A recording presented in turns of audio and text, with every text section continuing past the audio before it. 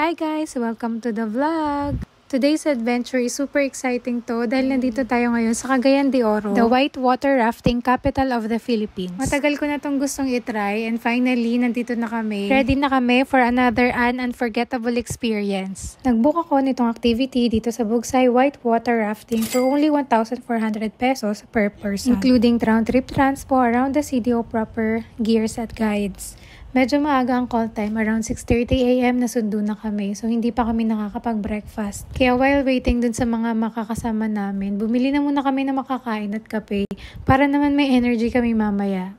From city proper, inabot din siguro na 45 minutes ang travel time papunta dun sa rafting area. Habang binababa yung mga rubber boat at mga gagamitin namin, nagtingin-tingin muna kami dito sa souvenir shop. Bumili na rin kami dahil sabi ni ate, doon sa end point ng rafting, wala nang nagtitinda. So yun, at this point, kailangan na namin magsuot ng vest at helmet. Pagkatapos orientation na. Kapag mag-book ka ng water rafting, meron silang dalawang courses na ino-offer. It's either you choose from basic or yung advanced. Kami basic lang ang kinuha dahil bukod sa first time namin, may mga kasama kasi kaming bata. But nothing to worry naman kahit may mga kids dahil every boat has a well-trained guide. Pwede rin sa mga younger kids, may nakita kami kanina around 4 to 5 years old lang. So yun, bago kami bumaba sa river, nagkaroon muna ng orientation about safety reminders and paddling techniques. Syempre, safety first, kaya naka full gear kami, helmet, life vest at paddle. At ang number 1 tip nila is listen to your tour guide and paddle together. Syempre, teamwork talaga ang kailangan dito. Let's go! Grabe guys, ang lakas ng current at ang saya. May mga parts din naman na chill lang, pero may rapids din talaga, nahahampasin ka ng tubig. Pero alam nyo ba, the more rapids, the more fun, tapos sabay-sabay kayong sisigaw.